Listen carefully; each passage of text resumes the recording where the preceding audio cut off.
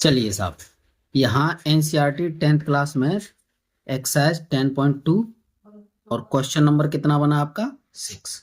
Question number 6 हम पढ़ते हैं, आप सुनाएंगे। चलिए, एक बिंदु ए से जो एक वृत्त के केंद्र से 5 सेमी दूरी पर है, वृत्त पर स्पर्श रेखा की लंबाई 4 सेंटीमीटर है, वृत्त की त्रिज्या ज्ञात करिए। देखिए समझिए, यहाँ हम चित्र बनाते हैं। सबसे पहले आप चित्र समझिए। ये देखिए, ये कह रहा है कि वृत्त का केंद्र O है और यहाँ से यहाँ तक की दूरी ये दी है आपको ए बिंदु दिया है, तो ये 5 सेंटीमीटर की दूरी दी है, ठीक है ना। ये आपकी त्रिज्या है और यहाँ से यहाँ तक ये स्पर्श रेखा दी है, ठीक है साहब। ये कितने की दी है साहब? 4 की। ये 90 डिग्री। ये इस बिंदु को हम क्या मान लेते हैं? इसको मान लीजिए P मान लीजिए, ठीक है ना। आइए चित्र में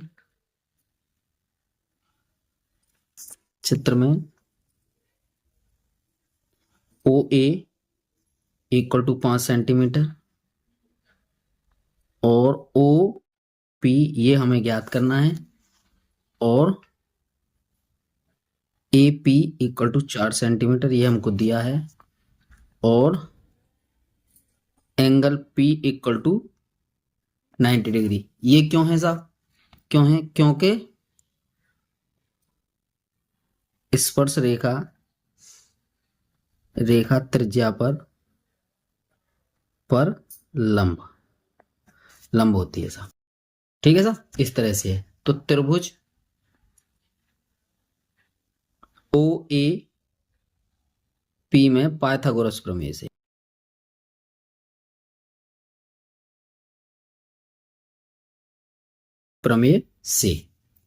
चलिए, पाइथागोरस प्रमेय से तो देखो 90 अंश के सामने की भुजा ये कर्ण कहलाएगी, ये कर्ण हो जाएगी, है ना, ठीक है। ये लंब और ये आधार। तो चलिए हमें ज्ञात क्या करना है, यानी इसे कर सकते हैं हम OA square equal to OP square plus AP square. तो आइए, इसकी वैल्यू दी है हमें 5 का वर्ग। OP हमें ज्ञात करना है जी, इसकी AP की वैल्यू हमें दी है 4 का वर्ग और OP square equal to 25 minus 4 चौके 16। OP स्क्वायर इक्वल टू यहाँ कितना बचा? 9 बचा, यहाँ से 9 बचा साहब। तो OP इक्वल टू 3 सेंटीमीटर।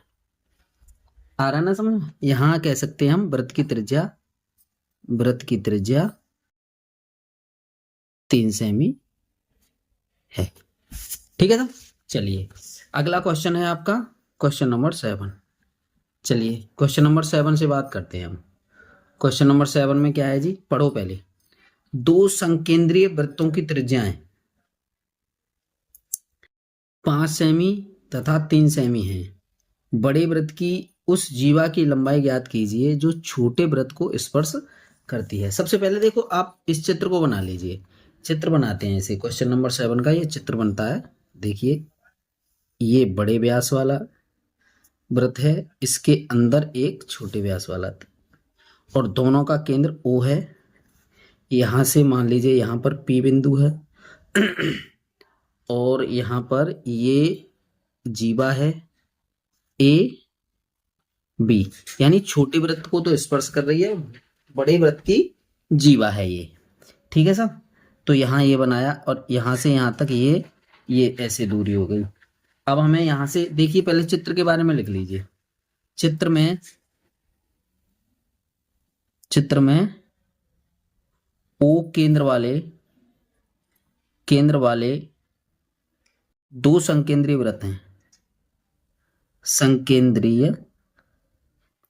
वृत्त हैं। दो संकेंद्रीय वृत्त हैं, ठीक है ना। AB बड़े वृत्त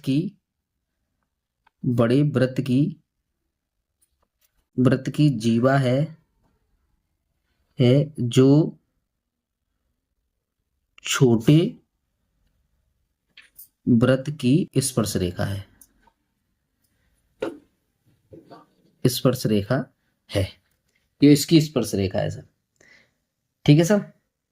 और ओपी ये लंब है किस पे, एबी पर।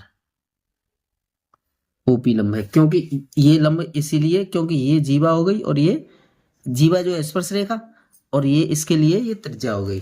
तो स्पर्श रेखा त्रिज्या पर लंब होती है, हमने पहले पढ़ा है जी और हम जानते भी हैं और होता भी यही है। आइए तो समकोण त्रिभुज, त्रिभुज A P O, A P O ये ले लीजिए मैं, पाइथागोरस लगाएंगे साहब तो देखिए ओ ए स्क्वायर हो गया equal to A P square हो गया प्लस ओ पी स्क्वायर हो गया। ठीक है, यहाँ 5 का वर्ग करेंगे हम क्योंकि ये 5 की भुजा दी है, देखो ये भुजा 5 की दी है हमें, ओ और ए ये 5 की दी है, और कौन सी है, ओ पी ये 4 की दी है। ठीक है ना। आइए ए पी स्क्वायर प्लस यहाँ 4 का वर्ग है ना, तो A P square equal to 5 25 और 4 चौके 16, तो A P square equal to 9 और ए पी इक्वल टू कितना हो गया 3। यहां कितना होना, ये 4 है ना, एक मिनट, ये 3 है, 3 ये 3 दिया है, यहाँ 3 रखेंगे, 3 का वर्ग यहाँ 9 हो गया, 9 का वर्ग 16 हो गया, 16 और 16 से यहाँ करेंगे तो ये कितना होना 4। ध्यान दो जरा, यहाँ 4 बना जी।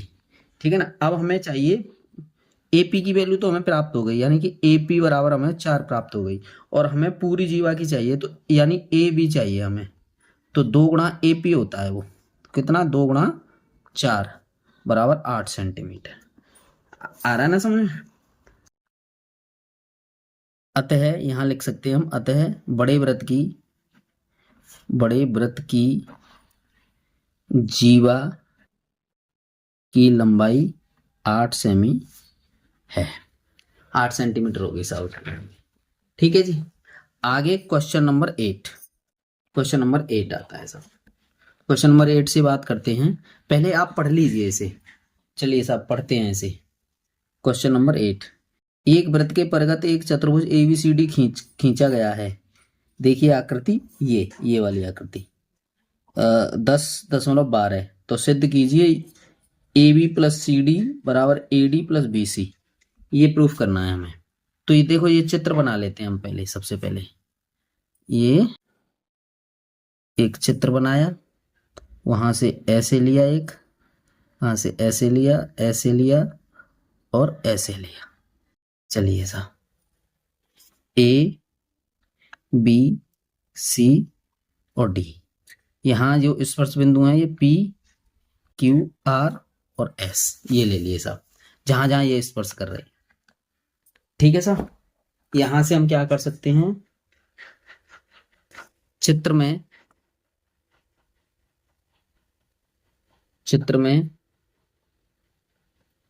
में ए बी सी डी एक चतुर्भुज है, एक चतुर्भुज है जिसके अंदर एक वृत्त बनाया गया है। तो पी क्यू आर एस इस वृत्त के स्पर्श बिंदु हैं। अब क्या कर सकते हैं हम, इस प्रकार हम लिख सकते हैं। देखिए ए पी बराबर ए एस, समझ पा रहे हैं ना, ए पी बराबर ए एस, और यहां लिखेंगे बी पी बराबर बी क्यू। देखो ए पी और A S BP B Q, मतलब ये बाहर के बिंदु से, हमने आपको एक बात बताई थी कि बाह्य बिंदु से खींची गई स्पर्शरेखाओं की लंबाई बराबर होती है।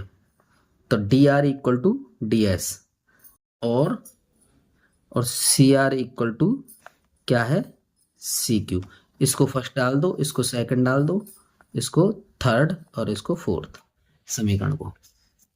समीकरण first plus second plus third plus fourth, मतलब 1 2 3 4 को जोड़ने पर इधर वाले इधर जुड़ेंगे, इधर वाले इधर जुड़ेंगे। तो यहां लिख सकते हैं हम A P plus B P plus C R plus R D. ठीक है जी, बराबर यहां लिख सकते हैं हम B Q plus Q C plus D S plus S A, यानी इन दोनों को और इन दोनों को और इन दोनों को ले लीजिए आप, है ना। अब देखो इन दोनों को, यानी A P plus BP, A P plus BP, इन दोनों को मिलाकर के ए बी बन गया। ऐसे ही आपका सी आर और आर डी, सी आर और आर डी, इन दोनों को लगे सी डी बन गया। ऐसे करके हम इसे लिखेंगे। तो कैसे लिखेंगे इसे, A B plus C D equal to B C plus D A. और यही तो हमें प्रूफ करना था, प्रूफ हो गया था, यही है हमारा, यही बताना था हमें इसको।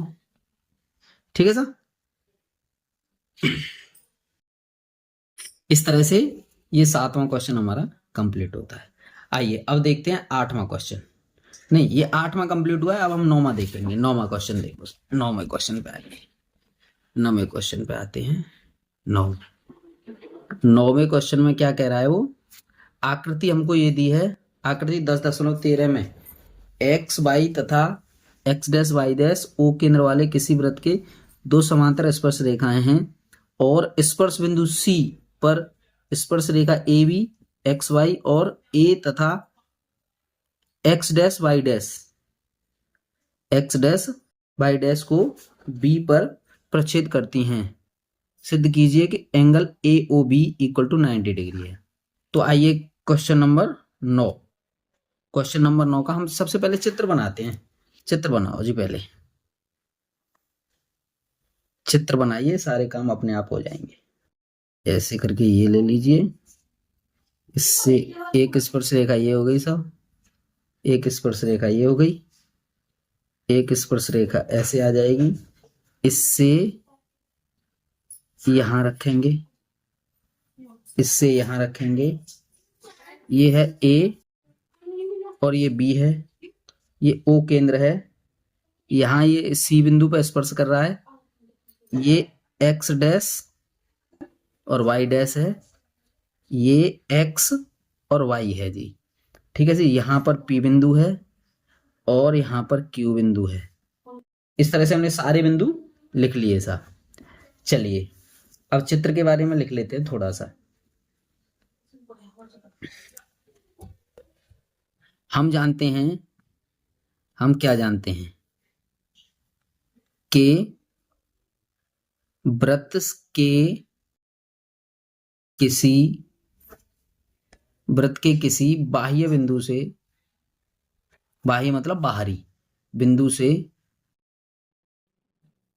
से खींची गई स्पर्श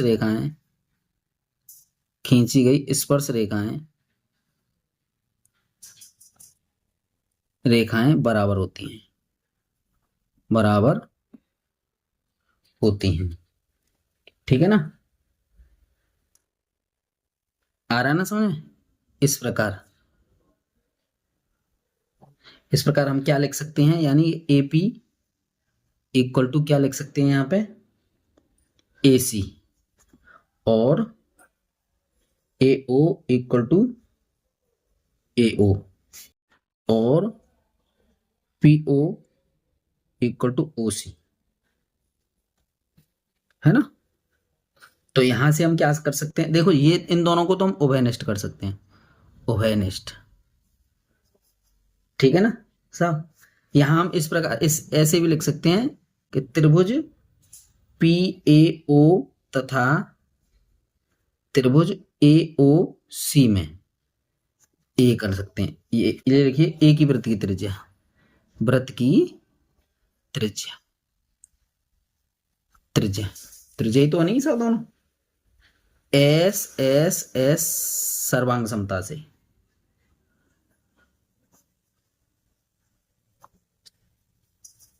समता से, ठीक है ना। त्रिभुज पीओए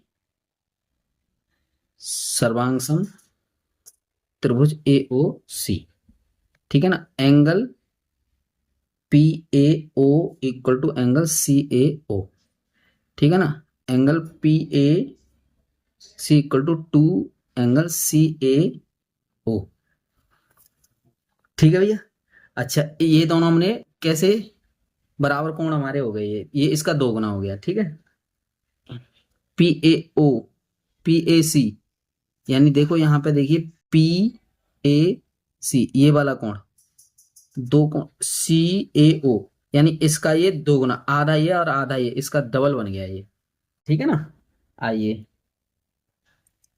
अब देख सकते हैं हम यहाँ पे angle Q B O equal to angle C B O, angle C B Q equal to 2 angle C B O, ठीक है ना। अब यहां से हम क्या कर सकते हैं, देखिए angle P A C, P A C, P A C plus angle C B Q, देखो पी ए सी और सी बी क्यू, यानी ये और ये दोनों एक दूसरे पर लंब होकर के इन दोनों को हम 180 का लिख सकते हैं। कितना? 180। अरे ये कैसी है कोण, दो समांतर रेखा है, इसको एक तिर्यक रेखा काट रही है, तो एक ही ओर बने कोण कैसे हो जाएंगे 180 के, ठीक है जी। 180 होता है इनका कोण। तो अब इनकी वैल्यू रखेंगे हम 2 एंगल सी ए ओ, ऊपर से यहां से ये देख लो, ये और ये समीकरण 1 और 2 से यूं मान लो, plus 2 angle C B O equal to 180। तो 2 कॉमन ले लीजिए, angle C A O plus angle C O C B O equal to 180, ठीक है साहब। Angle C A O plus angle C B O equal to 90 degree, ठीक है साहब। ये बना जी हमारा। अब इसे हम कैसे लिख सकते हैं, इसकी वैल्यू रख देंगे हम कितनी, 180, कितना रखेंगे 180 minus angle A O B equal to 90 degree, ठीक है ना। एंगल सी ए ओ, आगे देखिए angle C A O plus angle C B O plus angle A O B equal to 180, ठीक है ना। इस तरह से हम क्या कर सकते हैं, अब इस वैल्यू को हम रखना है इसको 90 डिग्री, तो ए ओ बी बचेगा हमारा, तो angle A O B equal to 90 degree, ठीक है साहब। ये बचा हमारा 90 डिग्री का। तो इस प्रकार हमारा 9वां क्वेश्चन भी कंप्लीट होता है जी। चलिए।